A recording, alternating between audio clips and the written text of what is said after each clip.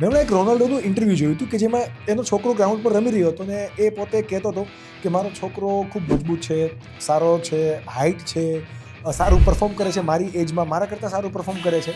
તો ઇન્ટરવ્યુઅરે એક બહુ મસ્ત સવાલ પૂછ્યો કે તમને શું લાગે એ તમારી જેટલો સક્સેસ થશે? એટલે રોનાલ્ડોએ કીધું કે જોઈશું. આવું શા માટે?